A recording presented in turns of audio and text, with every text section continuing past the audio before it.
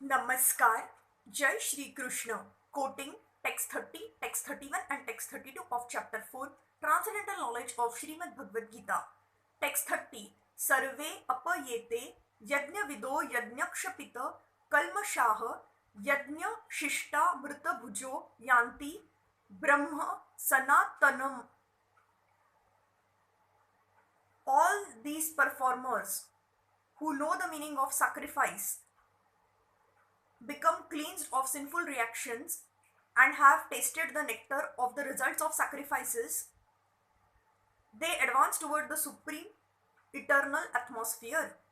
From the foregoing explanation of different types of sacrifice, namely sacrifice of one's possessions, study of the Vedas, or philosophical doctrines and performance of the yoga system, it is found that the common aim of all is to control the senses. Sense gratification is the root cause of material existence. Therefore, unless and until one is situated on a platform apart from sense gratification, there is no chance of being elevated to the eternal platform of full knowledge, full bliss and full life. This platform is in the eternal atmosphere or Brahman atmosphere. All the above mentioned sacrifices help one to become cleansed of the sinful reactions of material existence. By this advancement in life, not only does one become happy and opulent in this life, but also at the end, he enters into the eternal kingdom of God, either merging into the impersonal Brahman or associating with the Supreme Personality of Godhead, Krishna. Text 31. Nayam loko asataya yajnasya kuto anyah kuru saptam.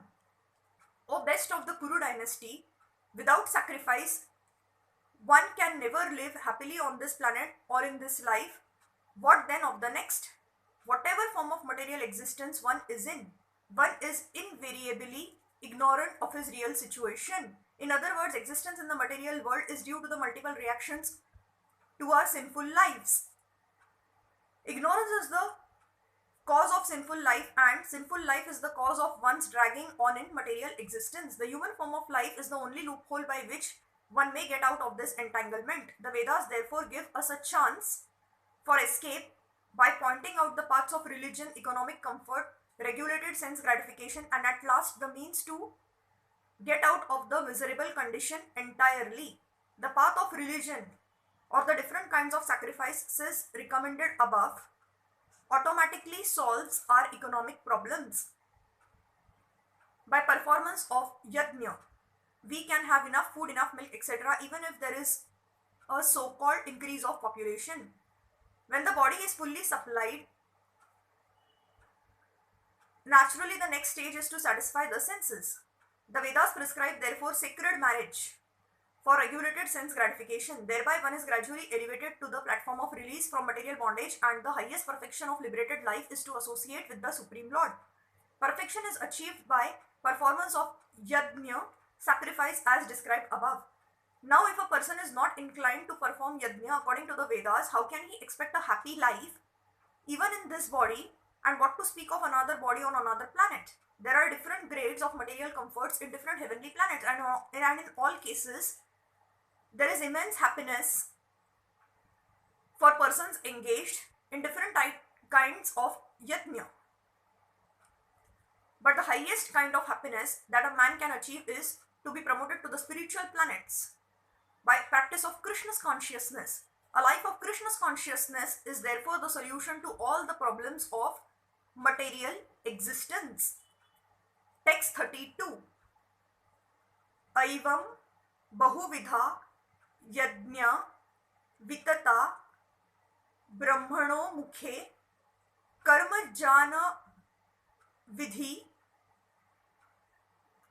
tana sarva naivam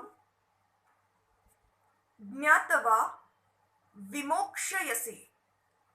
All these different types of sacrifice are approved by the Vedas, and all of them are born of different types of work. Knowing them as such, you will become liberated. Different types of sacrifices as described above are mentioned in the Vedas to suit the different types of workers. Because men are so deeply absorbed in the bodily concept, These sacrifices are so arranged that one can work either with the body, with the mind, or with the intelligence, but all of them are recommended for ultimately bringing about liberation from the body. This is confirmed by the Lord Yerwith from his own mouth. Thank you.